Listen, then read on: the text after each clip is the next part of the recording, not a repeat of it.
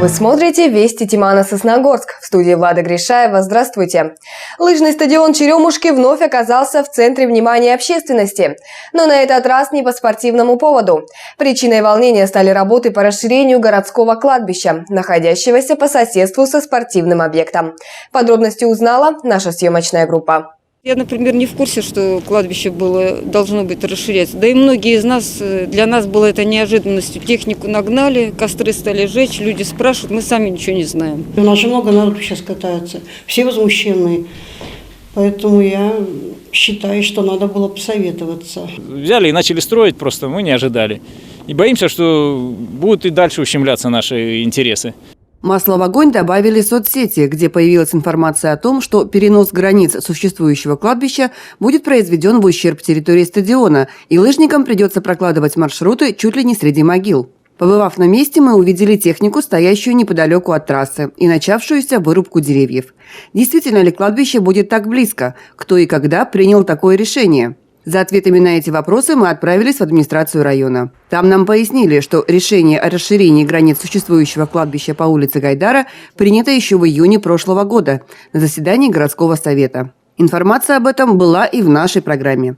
Напомним, причина расширения кладбища по улице Гайдара в нехватке территории для захоронения на кладбище, расположенном по Нижней Одесской дороге. Были проведены все необходимые для этого мероприятия. Проведены публичные слушания по изменению зоны правил землепользования и застройки городского поселения Сосногорск.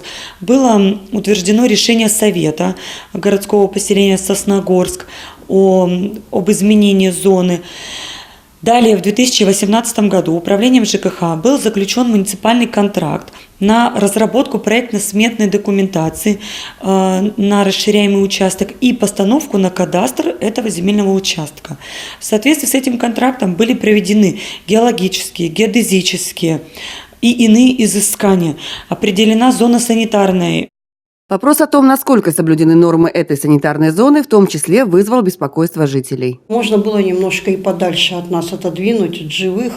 Все равно дети боятся у меня, например. Специалисты заверили, что норматив защитной зоны по Санпину полностью соблюден. Санитарная зона от крайнего захоронения, планируемого крайнего захоронения до объектов спортивного назначения будет не менее 100 метров.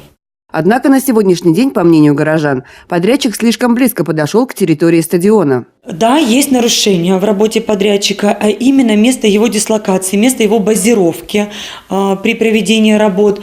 Управлением ЖКХ направлена претензия в адрес подрядчика, чтобы силы и средства, технику и иные объекты он перебазировал строго в границы расширяемого земельного участка. Кроме того, в работе подрядной организации зафиксированы и другие недопустимые факты, обеспокоившие занимающихся на стадионе людей. Были жалобы граждан, что в выходные дни подрядчикам производилось сжигание порубочных остатков. Подрядной организации также направлена претензия. Специалисты также отметили, что выполняемые в настоящий момент работы – это первый этап. Далее расширение кладбища будет проводиться только в сторону гаражного массива. Расширение территории кладбища будет поэтапно. В 2019 году это у нас первый этап. Сейчас работа будет продолжена. Завершится расширение кладбища обустройством ограждения, а также компенсационной высадкой зеленых насаждений по периметру ограждения. Дальнейшее расширение, и уж тем более за счет территории лыжного стадиона, не планируется, заверили в администрации. Елена Двожик, Евгений Юрин, Вести Тимана, Сосногорск.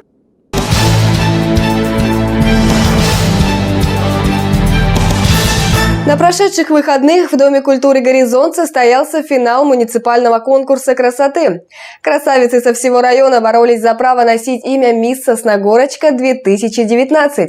Кому в итоге досталась заветная корона, смотрите в нашем следующем материале. Мероприятие проводилось в рамках празднования 40-летия Сосногорского района. В конкурсе приняли участие 6 представительниц прекрасного пола.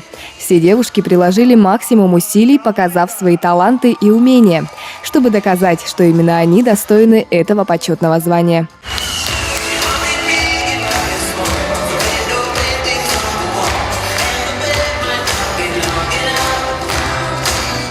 Участницам предстояло пройти несколько испытаний, первым из которых стала визитная карточка. В танцах, песнях и стихах девушки одна за другой рассказывали о себе. Сейчас в 11 классе. Учусь кадетской школе я. И меня поддержат дружно мои школьные друзья. Далее интеллектуальная викторина. Ее участницам предстояло ответить на вопросы, которые так или иначе связаны с нашим районом. И тут девушки доказали, что свой родной край они знают на отлично. Творческий конкурс не заставил себя долго ждать. В образе литературных героинь девушки со всей самоотдачей читали монологи со сцены, заставляя зрителя окунуться в ту или иную эпоху. Все давно влюбляются, все начинают волочиться, все готовы идти к концу.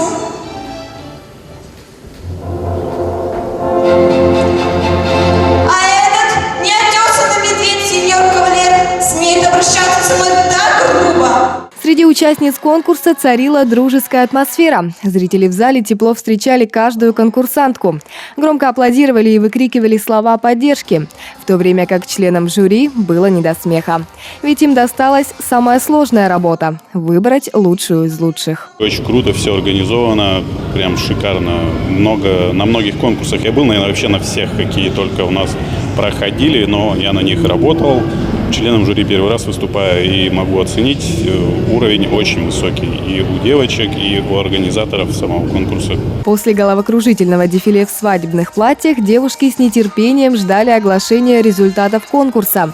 Каждой участнице досталось свое звание, а титул вице-мисс завоевала жительница Нижнего Одесса Анастасия Максимова.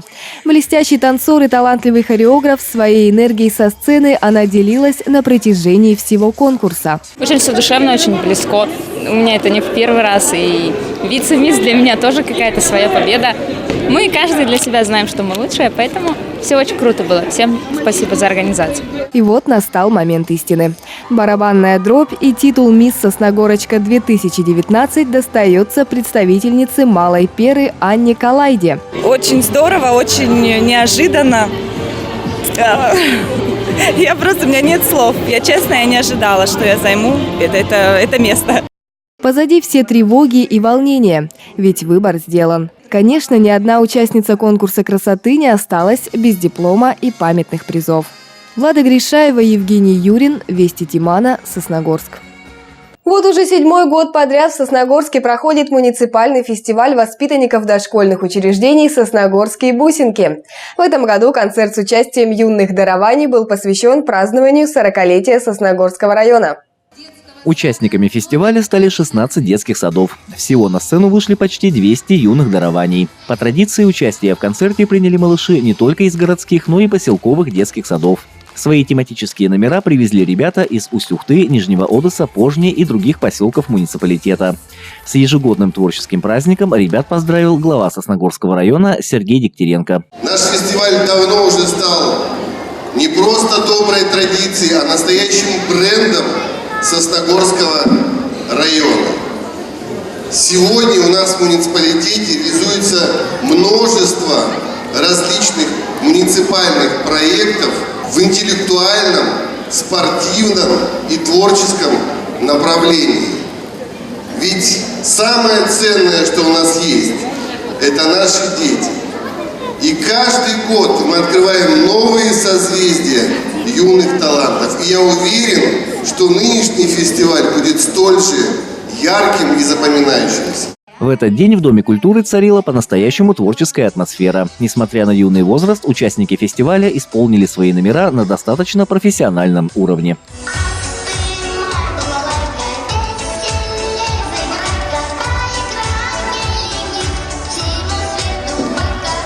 За кулисами волновались артисты, а в зрительном зале их родители и воспитатели, которые горячо поддерживали малышей.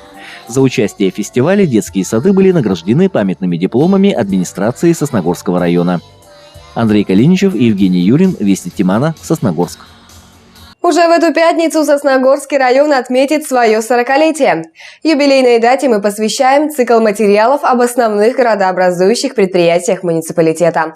В нашем сегодняшнем материале мы расскажем о Сосногорском регионе Северной железной дороги.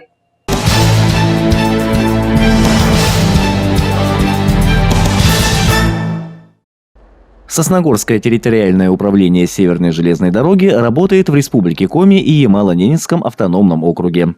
В состав управления входят 23 структурных подразделения, 9 из которых находятся в Сосногорске. Часть железнодорожная в составе района, она на сегодняшний день увеличивает свои мощности, появляются новые структурные подразделения. Вот в 2018 и в конце 2017 года 2 таких подразделения, вагонное депо и ПЧМ, появились.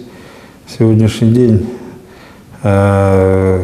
конечно, железная дорога, она заточена в большей степени на перевозку пассажира, оказание услуг в комплексе в этом сегменте. До 2021 года российские железные дороги планируют инвестировать в строительство и реконструкцию железнодорожной инфраструктуры в Республике Коми более 50 миллиардов рублей. Основными станут работы по ремонту и реконструкции железнодорожных путей, техническому перевооружению систем освещения станций, реконструкции хирургического корпуса отделенческой больницы на станции Сосногорск и многие другие. Основной составляющей является, конечно, газонефтяной и угольный бассейн, который есть на территории республики.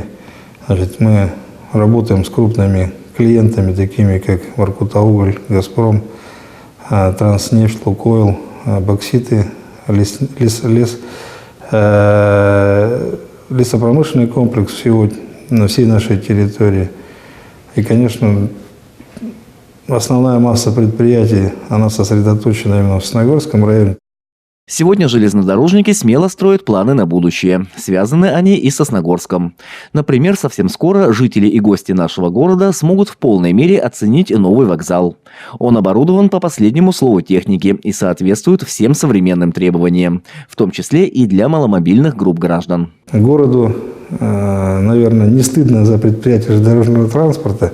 И мы, естественно, как работники и жители города Сосногорска и района Сосногорского, хотели пожелать в преддверии нашего такого долгожданного праздника, как 40-летие района, процветания, увеличения населения, благосостояния населения и, конечно же, побольше рабочих мест, которые в том числе и железнодорожники могут преподнести для развития района и города Сосногорска. Андрей Калиничев, Елена Двожик, Евгений Юрин и Павел Дурников. Вести Тимана, Сосногорск. А теперь коротко о погоде на ближайшие дни. В середине недели она прогнозируется устойчивой. Под влиянием циклонов ожидаются снегопады, местами сильные, усиление ветра и метели. Температурный фон будет выше нормы на 6 градусов. Днем ожидается в пределах от -4 до -9. По ночам -2 градуса. На сегодня это все. Новая информация в следующих выпусках нашей программы. А я на этом с вами прощаюсь. Всего доброго и до свидания.